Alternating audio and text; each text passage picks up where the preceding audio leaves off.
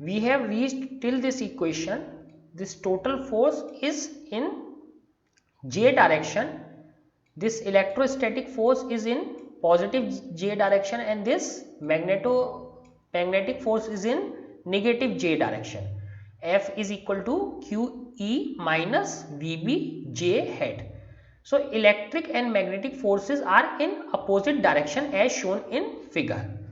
So now we have a special case when this electric force is equal to this magnetic force.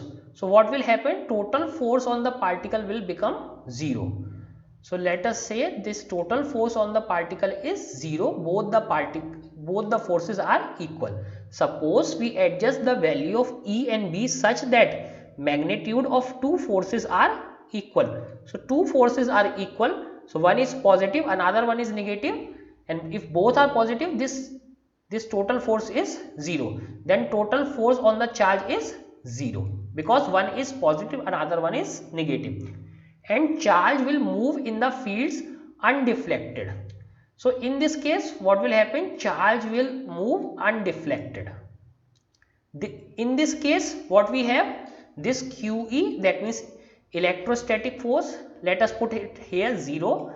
So QE is equal to minus QVB.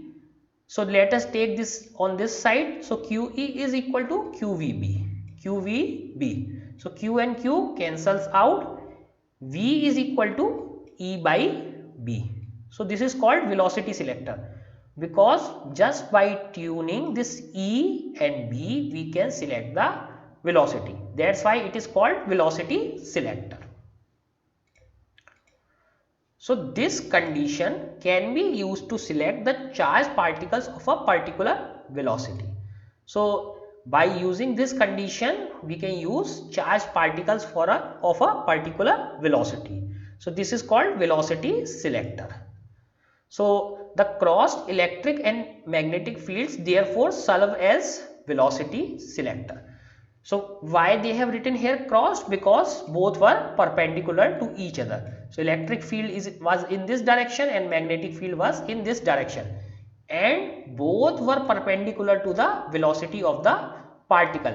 In that case the ratio of electric and magnetic field help us in choosing the velocity of charged particles. Now this topic is over, velocity selector. Next topic is cyclotron. This cyclotron is very important. This is very important topic. Every year a 3 marks or a 5 mark question comes from this topic, cyclotron. So it is quite important to understand this topic properly. So first let us see the structure of the cyclotron. First let us see the diagram of this cyclotron, and then we will learn about this. So first let us see what is a cyclotron.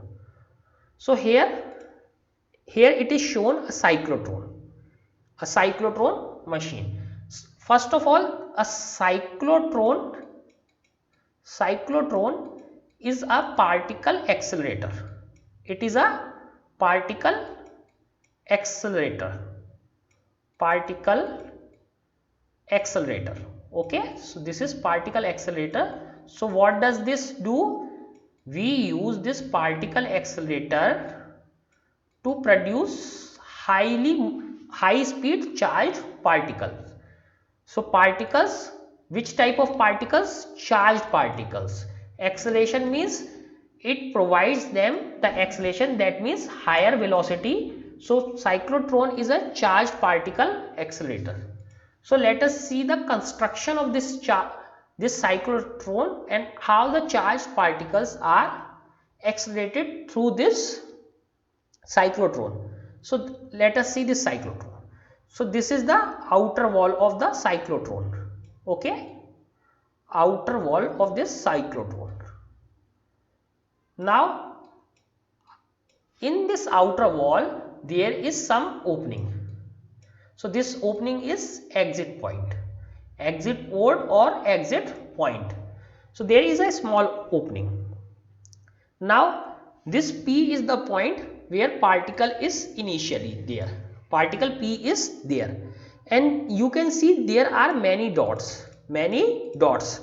What is dot? Dot is the magnetic field. Magnetic field that is coming out of the paper. Magnetic field that is coming out of the paper.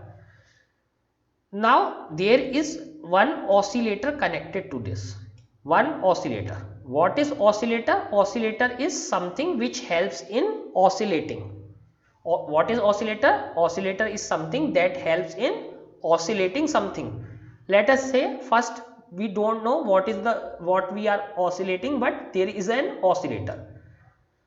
Now there are two of these things. You can see this is one and this is second. This is second. Again, if you see, these are D shape structure. So this is first D, this is second D. So a cyclotron has two D's, first D, second D, particle is in middle. Now this magnetic field is coming out of the paper, and you can see that magnetic field is everywhere. Particle is at point P, and there is one oscillator connected to first D. One side of oscillator is connected to first D, another side is connected to second D. There is one exit port. This is magnetic field out of the paper. So that we already know, magnetic field is coming out of the paper. Here it is deflection plate. So what will happen? Now let us understand what is happening in the cyclotron. So in cyclotron we use both electric field as well as magnetic field. We use both electric field as well as magnetic field. So first let us read this description. A schematic sketch of the cyclotron. So here is the schematic sketch.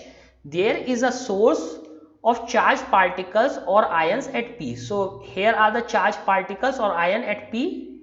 So this is the source from where the charged particles are coming, which move in a circular fashion. So here it is seen that these are moving in a circular fashion. In the D's, so there are two D's, D1 and D2, on account of a uniform perpendicular magnetic field. So again you see this is a perpendicular magnetic field which is B, perpendicular as well as uniform. You can see that magnetic field is everywhere. Magnetic field is everywhere. So this is magnetic field which is perpendicular as well as uniform. An alternating voltage source. This oscillator is, what is this oscillator? This is an alternating voltage source accelerate these ions to high speeds.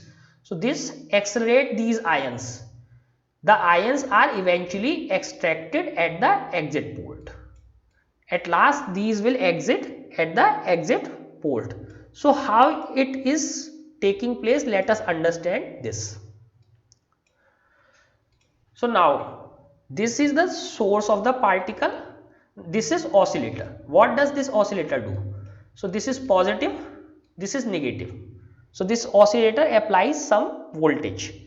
So initially let us say this side is positive, this side is negative. So what will happen? First of all, we take the particle here. We take a particle here, and this particle is positive particle. Because in cyclotron we accelerate positive particles, either protons or alpha particles. So let us take proton. So proton is positive E. So proton is here. So as soon as this is negative, so what will happen? This proton will accelerate towards this D, this D2, because this is negative. This will try to go towards this D, and because of this magnetic field, this path become circular. Now as soon as this comes into this D, this will move, and as soon as this comes at this point, suddenly this oscillator will oscillate the field. Now this side will become negative, this side will become positive. So it will start moving towards this, and this radius of this circle becomes large. But again, as soon as it reaches this point, again the field changes. The field changes. This becomes positive, this becomes negative. So again it start moving towards this D, and as soon as this reaches at this point, again field oscillates. This becomes negative, this becomes positive. Similar thing happens, and it will gain more and more speed. That's why it is called accelerated, and because of the magnetic field the path is circular. So electric field is accelerating this particle and magnetic field is coiling this particle. So at last, when the speed is so high, the velocity or the speed is so high that the circle is so big, so it exits from this point. So charge particle exits from this point. So this is the working of a cyclotron.